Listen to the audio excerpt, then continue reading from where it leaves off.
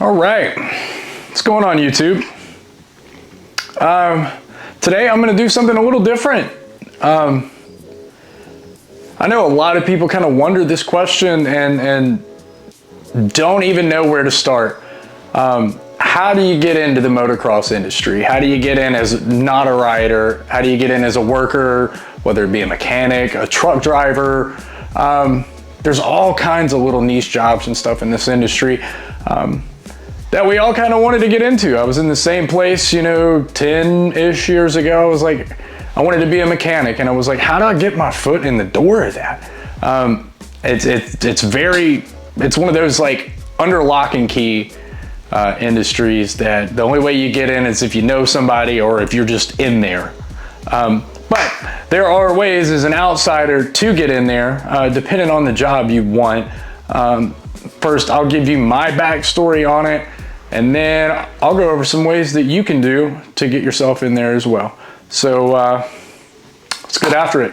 My backstory is a little different than most guys. I grew up riding dirt bikes. I was never a racer. I didn't have a family that was like in the racing, you know what I mean? I didn't grow up going to Loretta's or doing all these amateur nationals or anything like that. I was never that. I didn't do my first race, the local race here at the Miller Coliseum in Murfreesboro, Tennessee, BFE. They did like a little small arena cross, that they do local to here and other places. So I knew nobody in this industry, but I always knew I wanted to be a part of it. I knew I was never going to be good enough to be a rider. I knew I had no chance, not even in the slightest. And I'm not going to come to you and be like, oh, yeah, I could have made it. No, it's never like that. So at the realization of that, it dawned on me of like, hey, I want to be a part of this. I'm not going to be a rider. If you can't beat them, join them. Okay. And I was always good at like working on stuff. My background, taught me a lot about working on stuff because I didn't have money to fix it, and the only way I could fix it is by fixing it myself, or like for a car or anything like that, or to ride or whatever the case. I couldn't ride if I couldn't fix it. So that kind of put me into that background of that's what I want to do. So when I graduated high school, I had aspirations of doing this, but the spark wasn't quite fully there. So I did what anybody does that didn't go to college, which was me, is I got a job. And my first job ended up landing me working for a trucking company. I was a mechanic / like escort driver. It's like if you see a big oversized load truck pulling in, there's like a little car behind them with all the blinky lights and stuff. I did that. And if we didn't have any loads going out that needed that, or if they outsourced that, I was actually a mechanic. I learned how to work on, Peterbilts, Kenworths, C15s, Cummins, the whole shebang, which definitely helped later on, just for mechanical purposes. It's an engine. They all kind of work the same, a little different. But with that, I did that about a year and about a year and a half, dude. And I was like, this blows. This sucks, man. I want to be around dirt bikes. I can't race fast enough to be anything. So how can I get my foot in the door as a mechanic? So I did, I looked up what everybody looks up, MMI, Wyotech, stuff like that. Okay. And I was almost fully committed into going to MMI. Until I found this school called SXMX Tech out of Morgantown, West Virginia. It's ran by a former mechanic who was in the industry named Scott Atkins, which was phenomenal. It was like this blessing that kind of came down because it started when I started looking in about March. His program started in October, if I remember correctly, somewhere around there. So it kind of worked out enough time where I could go to work, save up some money, and get most of the school paid for, try to figure it out. My income taxes the next year ended up paying for the rest of it. Anyways, so I took a shot in the dark. This program had only been around like 2 or 3 years. It was relatively new at the time, which now it's phenomenal. I would recommend that school to anybody, by the way. So ended up going there, packed all my bags, moved to West Virginia. Still didn't really have the full vision in my mind of what I was doing. You know, I knew I wanted to be a motocross mechanic. I knew that was the deal and that's what I'm going to do, but I still didn't have everything kind of put together yet. Anyways, get up to his program, go through that program, and it was around March or April, somebody had called that school looking for a mechanic. And Scott had told everybody that was in my class, like, hey, they're looking for somebody, and nobody said anything. So I went up to Scott and I was like, hey, what's the details on this job, man? Yeah, somebody called, whatever. And anyways, I felt like I was fluent enough in this course after doing it. And I guess he felt confident in what I was doing that he was like, hey, I'll put you in contact. It's for an amateur training down at the goat farm, which was the goat farm still back then. And they did like these amateur, not programs, but a few riders were out there training day in and day out. And one of the riders down there was looking for a mechanic, which I'm gonna pause kind of in that story and put this here is, don't expect to come out of that school and immediately be on a factory team. Do not expect that. It happens to some people.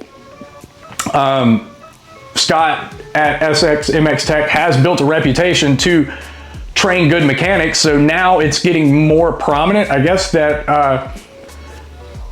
mechanics are getting picked up out of there from bigger name teams. But when I was there, it was creeping up. It was still in the building phase. So anyways, I got called to work with this amateur guy down at the goat farm, and I had to be there in like 2 weeks. 2 weeks from West Virginia to Cairo, Georgia. I actually lived in Tallahassee, Florida because I wanted to be in a college town. You know, I was 20 years old at the time, 19, 20, something like that. So that's the mix I wanted to be in. So anyways, fast forward, I get down there and worked with this kid. We went through a Loretta season, did really good. This 250B rider, I'm not going to say any names, but you know who you are. I got a lot of love for you and your dad. And then after that Loretta season, it was hard for me to stay put. So this is where my story is going to differ from a lot of people's, but I wanted to be at the top. I wanted to get to the pro level as soon as possible. So it was hard for me to maintain. And I made some decisions that I'm glad that I did it, but I'm not glad I left certain people behind in that aspect, but it takes what it takes. And ultimately I had to do for me. I took a job not long after that Loretta season, moving out to Oregon to work with a kid out there. Fast forward, moved out there, did that for almost a month, and the vibe wasn't there. The vibe was not there. I wasn't meshing with the whole program of what was going on there, so it just wasn't gonna work. Boom. I bailed out and went to, I actually moved back to Nashville. I thought my career in the moto stuff was gonna fade out, you know? After that Oregon ordeal, I ended up coming back home, hanging tight for a minute. Just a couple of weeks actually, and then I ended up going back to the goat farm to work with another kid that had been training down there whose mechanic, I can't remember if his mechanic left or if he didn't really have one, and I kind of just threw myself back into the mix, completely honest. I didn't really ask for a job or anything. I just kind of showed up down there and started turning wrenches for this kid, and his dad started paying me. So that's what I did. I probably shouldn't have did that, but I did. But when I went back down there, that's when I ended up meeting a couple of people who were not quite at like the pro level, but arena cross level. Okay, so that was one step closer to what I was trying to do. And anyways, got in good with these riders. They turned out to be like my homies and stuff, so we would always kick it. Well, come arena cross season or getting pretty close to it, one of the riders on that team needed a mechanic. And he didn't train at the goat farm or anything. I've never met this kid. Needed a mechanic. So I was like, my dudes were putting me on, and I'm like, let's do it. I'm in. Yeah. So fast forward, I ended up working for this arena cross team. Had a pretty good season. Got injured somewhere like Denver or something. I don't even know where we were at. But anyways, did that season with that race team. And ultimately, what that did was just build my credentials a little bit more and, you know, level me up, I should say. And not in a bad way, but it put me one step closer to where I was trying to go. And then after that season fell through, I didn't have anything lined up. You know, working for that rider particular was just for that season, and I didn't have any kind of work lined up. And I'm like, shit, what am I gonna do? I ended up going back to Nashville again, laying low, started working as a plumber, you know, and this is all in a span of like 2 months, whatever. Well, that went on for, so that ended in like April-ish. And from April to like, I don't know, June, somewhere around there, I just hung out and did that. And then this is where, I'll go over this stuff a little bit later, but this is where I had a friend of mine who was working for a race team and working for a kid that was doing the Canadian motocross series. Well, he knew that I didn't have anything lined up, and he called me out of the blue and he was like, hey dude, there's a team up here looking for a guy. How soon can you get up here? And I was like, God, I gotta go all the way to Canada. I'm in Nashville. I don't have anything really going. I'm like, yeah, dude, I can do it. I can be on a plane in like 2 days. All right, so anyways, I had an issue with my passport at the time, which this is like crazy stuff that happens.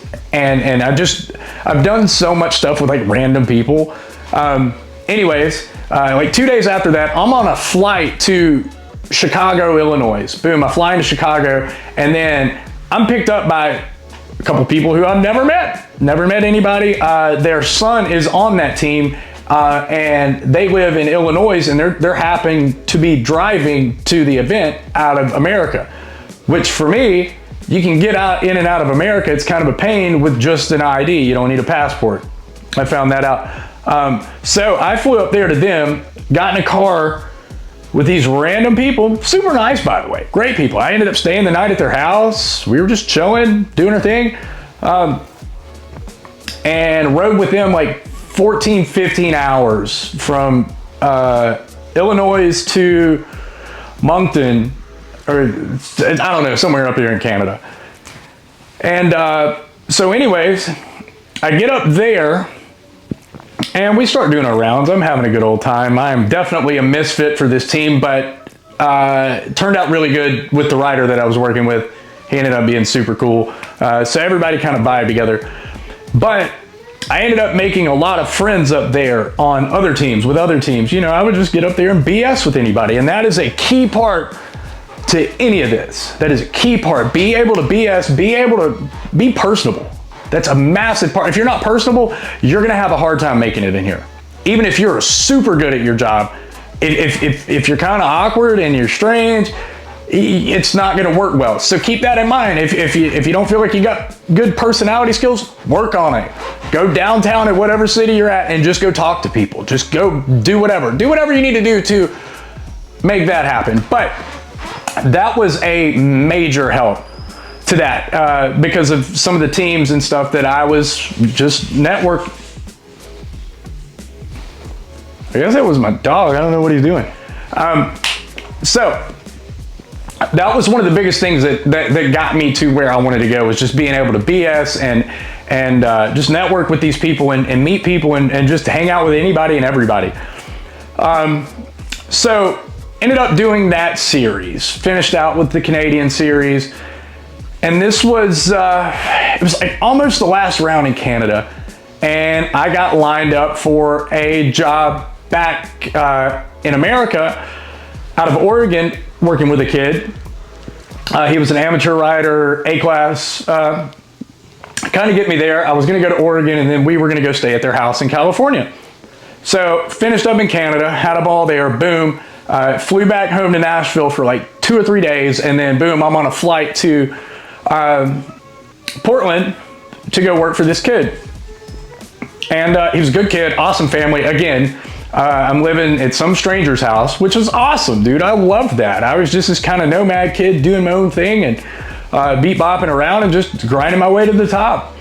And when I got to working with him, I won't say I became complacent, but I was actually kind of stoked at what I was doing, even working in the amateurs. It wasn't at the pro level that I wanted to be at, but I just finished up with a pro ride up in Canada. So that was pretty cool, man. I'm building my resume and I'm doing this stuff.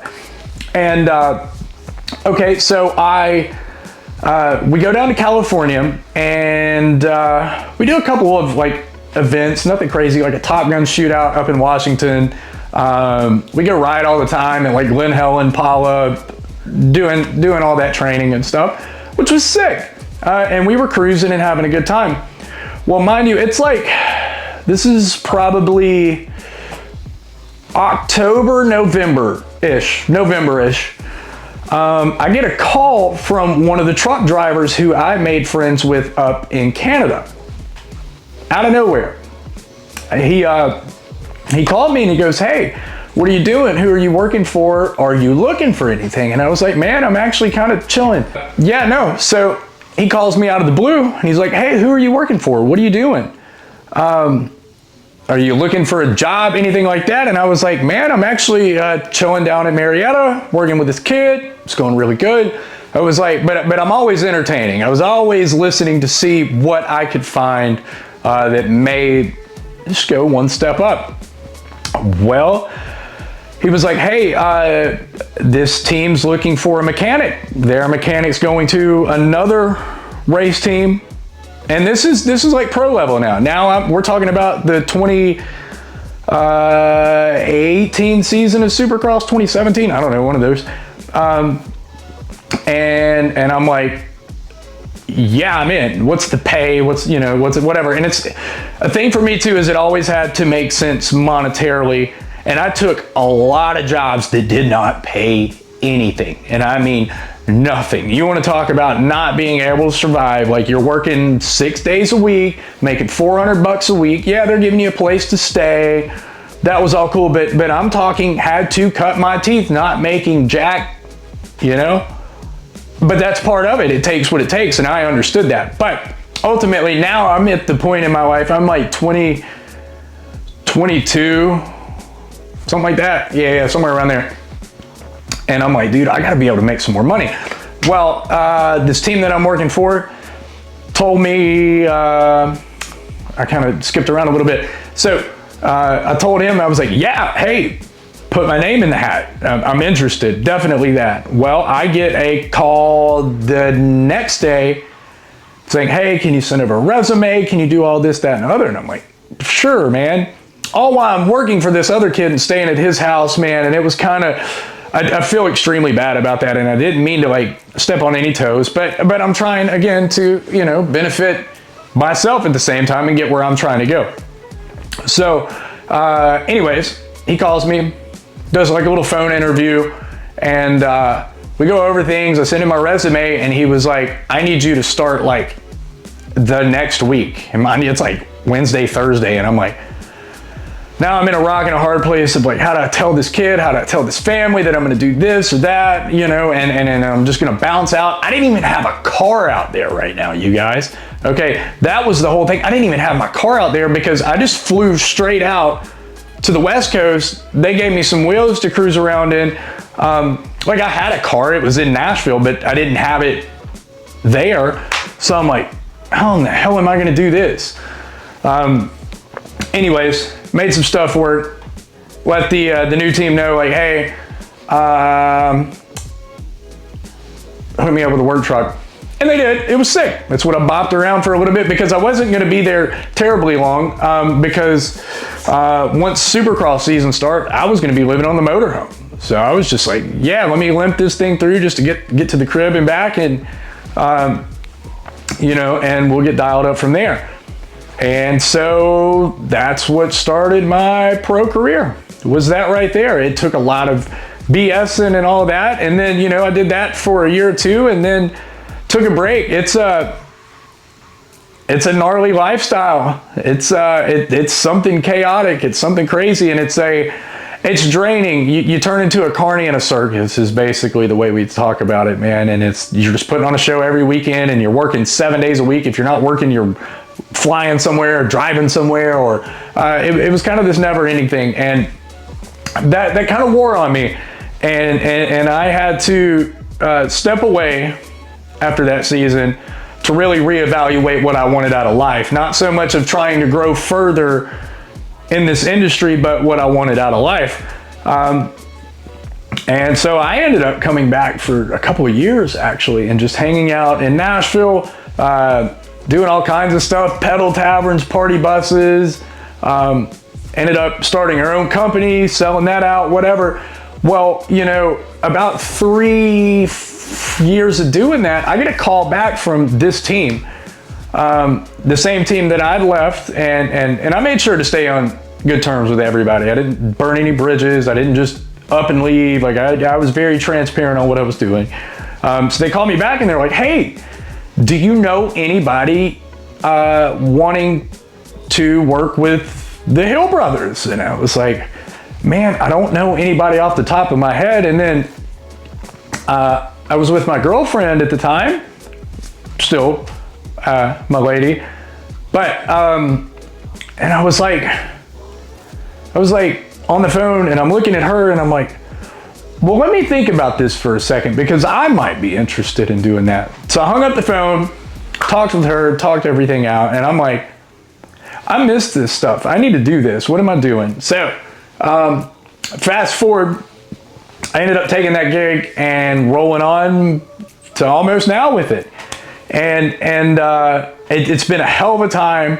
I've worked with some awesome people, and it's been fantastic. Oh God, I love the moto industry. And I'm gonna be completely honest with you, stepping away from it and coming back into it was one of the best things I could have ever done, because I was at a point where I was so burnt out on it that I almost hated it. So it gave me a totally different perspective to step away and then come back. Was super stoked with that.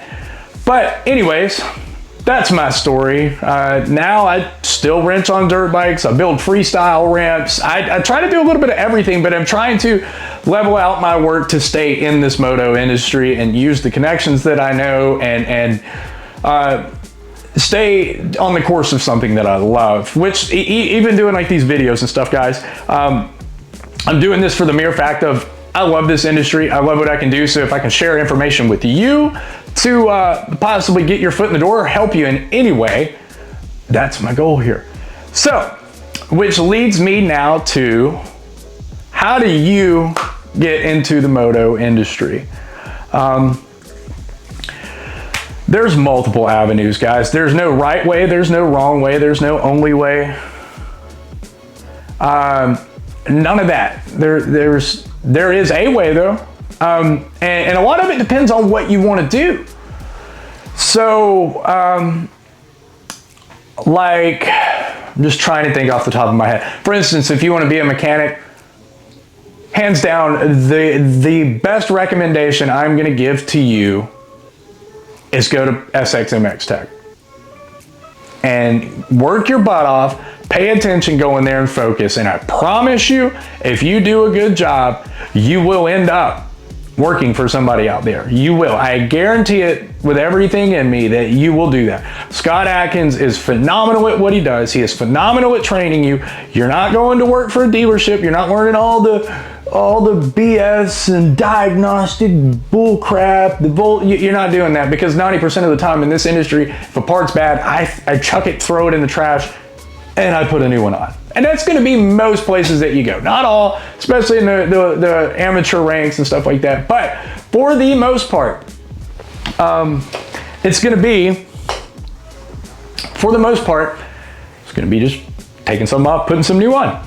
But he teaches you everything, guys. I mean, at that school, I spent 1 week per chassis, just taking a chassis apart, putting it back together, taking a chassis apart, putting it back together. No motor in it, the chassis, down, up, down, up, down, up, down, up. And then we would flip-flop, so we'd have like 2 people doing our thing. And then the next week, I would build a motor, take it apart, put it together, take it apart, put it together, take it apart. And I did that with all the different brands. It's a phenomenal course. Anyways, that is, if you're a mechanic, that's the way number 1. I can't recommend anything else. Way number 2, find an internship. There's a few teams out here that are looking for interns. Even if they're satellite teams, if they're very much privateer teams, take it, do it. You ain't gonna make crap for money. Some of them will pay you okay, but take one of those internship programs and don't go in there trying to be something that you're not. Be the intern and learn how to connect with different people, because if your face pops up, you'll be it. That's all it is. If your face is around and you learn the skill that you're trying to do, you can get a job, because you can call up your homie at blah, blah, blah team and be like, hey, do you know anybody that's hiring? Look, I'm trying to find a job in here, blah, blah, blah, blah, blah. And they're gonna be like, we're not, but I know so-and-so said blah, blah, blah, blah, blah. Now you're in the mix of it. That's the thing, is just getting your face in there, being personable, being memorable, and memorable, and just building connections with all these people in these teams. It's the way to do it. I'm telling you, you just show your face, do what's asked of you first. That way you don't look like a bozo in front of everybody. You can be everybody's friend, but if you're a bozo, it's not gonna work. So you gotta find that happy balance of just making it work. But definitely the key to this is, like, once you've got your head poked through the door, talk to everybody, be cool to everybody. You got to learn how to read people and play their game and talk to different people, because this is a melting pot of just different people. You know what I mean? That's one of the biggest ways that I can say. And then if you're going to be a truck driver, again, that one's a very much who you know kind of type deal. So that's just being at the right place at the right time. You can get on different forums, and sometimes you'll see jobs postings in forums and like Vital MX and stuff like that. You'll see people talking about it, like, hey, I heard so-and-so's looking for a truck driver. Okay, so you can always do things like that. If you're wanting to get in like media, photography, that's not a field that I am super sure about. You know what I mean? It was never my forte of knowing, but I do know the way to do that is, again, I would start at going to like amateur nationals and just shooting killer photography for these people. And just going in as a press at these amateur events, shoot at your local rounds, do that, and build a portfolio. And then I would pay the money and fly around to some of these races and just make your presence known, let people know who you are, let people, you know, there's people that get big off of photography. Like I can talk, like Brown Dog Wilson, for instance. He's like so well known, dude, and he's phenomenal. He kills it. You know what I mean? So he's like a famous photographer in our industry. So the best way to start is figure out what you want to do. Figure out how you want to do it. What do you want your niche to be in this industry? Yeah, you want to be in it, but what do you want your niche to be? And I'm going to touch base with this right here too. If you're trying to get in it, you can't be a fanboy. You cannot do that. I remember this kid got hired on as a truck driver, and he was fired by the weekend because us as a team collectively clowned this guy. When it was his first day and we seen him walk down to the track as a truck driver who had no idea what he was doing when he was supposed to be doing stuff at the rig, just to see it and be a part, that was over. That was it. That was it. So we all piled together and was like, we're gonna really make this guy mad, and then we're gonna tell our boss and be like, this guy sucks. And he did. Ended up seeing him driving for another team a couple of years later, so I'm glad we could be that lesson for you. Don't be stupid. Don't be that. But that brings me back to my personable thing that I'm talking about is like, if you come in there acting like that, it's not gonna work. It's not gonna work. If you're weird and like what are you doing? You don't do that. So learn the etiquette of how this works. Pay attention to how people work, you know? There's a lot that goes into it because you can put your foot in the door and be booted right back out. And if that happens, you're likely to never come back. There's been a few cases, that truck driver is one of them, but for the majority of the time, it's not gonna happen. So that's one of the best things I can tell you guys to do. If you wanna be a mechanic, Pro SX MX tech, if you want to work in media, shoot amateur events, just build a portfolio, do all of that. If you want to be a truck driver, get a job as an intern, get a job as a helper, or if you find anyone, show up to races and just have a resume. Have a resume. Go if you've been a truck driver, pass that stuff out. I'm not saying you're going to get a job because of that, but if you go up and talk to some of these people, like and BS with them, and you're pretty cool, give them a resume, and it just so happens to make it to somebody who cares, that can land you a gig.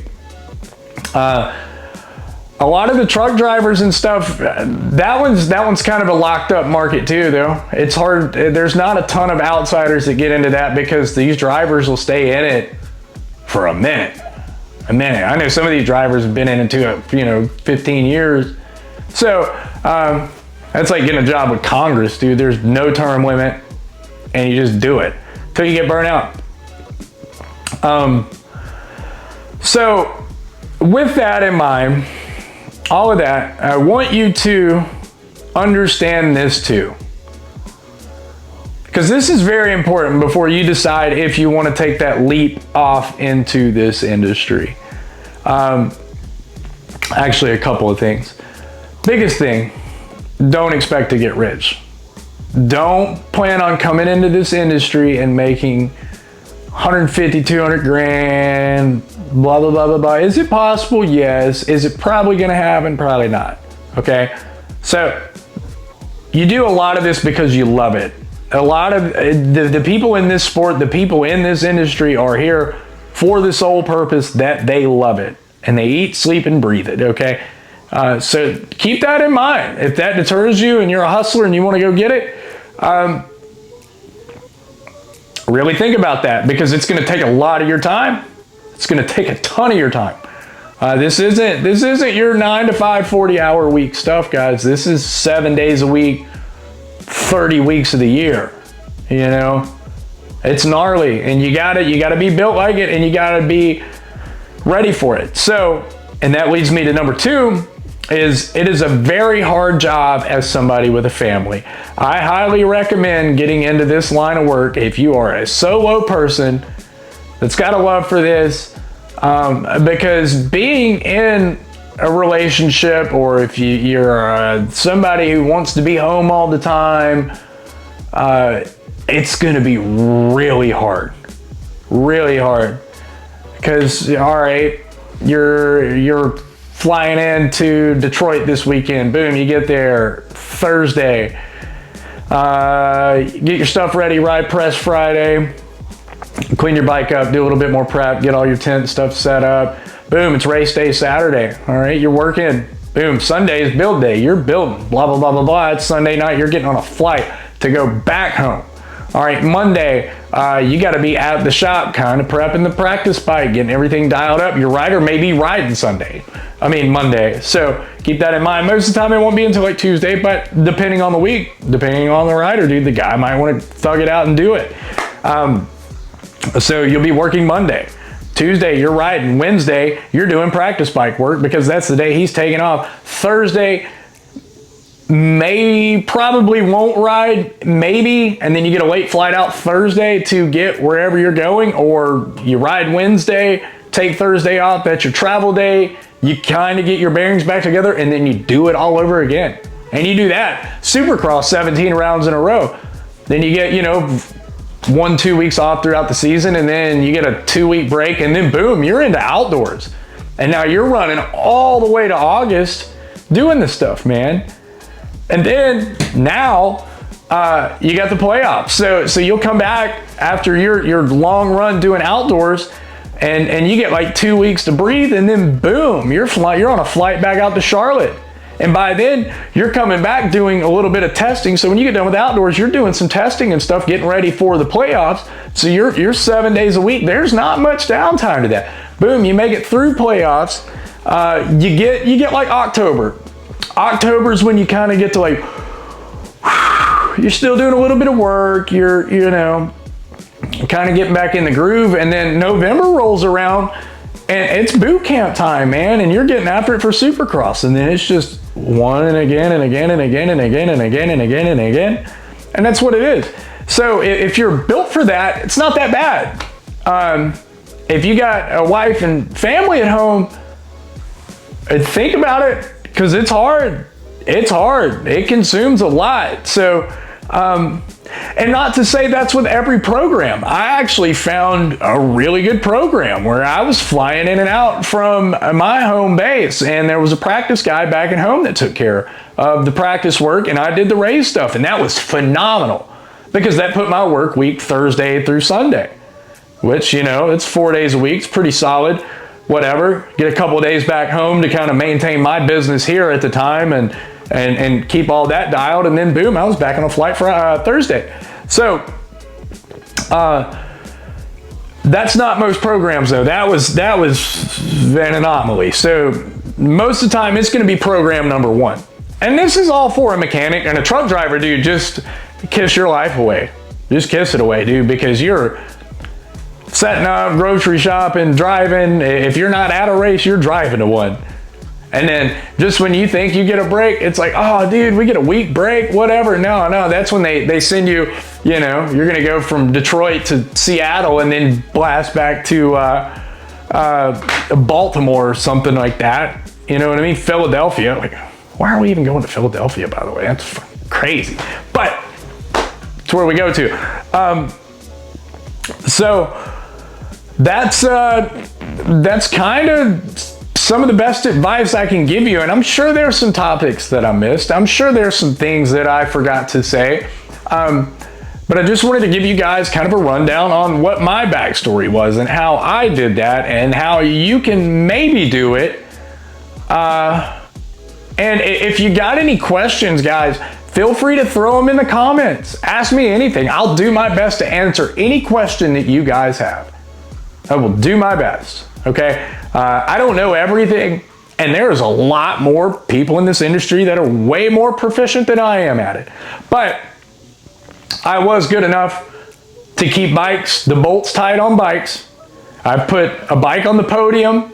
I haven't made it to the very summit of this stuff, but I've made it a few feet from it, okay? So I do have those credentials to ride on. I'm not just blowing smoke out of my butt. Like I've done it at the highest level possible, and continue to do that.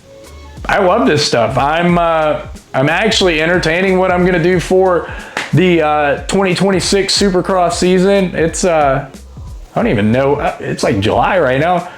We're not doing outdoors, or I'm not anyways. So I'm kind of getting my bearings gathered for what I'm going to do for next season. And I'm actually going to go out to the Charlotte race, the first round of the playoffs. So if you guys see me there, feel free to give me a shout. Come up to me, ask me anything. I'll do my best to answer it. I'm going to go out there and hang out, see some of my homies, and, check it all out. Carry the fan bam out there, and we're going to go watch some dirt bike racing. So yeah, I'm going to try to peek my head in Loretta's too, probably in the next couple of days. So if you guys see this in the next couple of days, which I doubt you will, because there's only like 8 views on this thing right now. Yeah, so like I said, thank you guys for hearing out my little background story thing and then kind of learning the way to do it. Again, guys, if you have any questions, feel free to ask. If you enjoy stuff like this and you want me to do more yapping, just let me know, because I'll yap all day. So anyways, if y'all like that, hit the like, subscribe button. It would help me tremendously, as I don't really have those right now. And I would like to reach more people. I would like to, you know, maybe educate some people on certain stuff. If you got any question about this industry and I have any knowledge about it, I will share it with you. I am not a gatekeeper. I am not one of those guys. A lot of these people in this industry are now. They are fucking not going to say no. I'm not one of those. I'm going to keep it as real as I can with you guys. So again, got any questions, give me a shout. If not, I'll probably see you guys in the shop.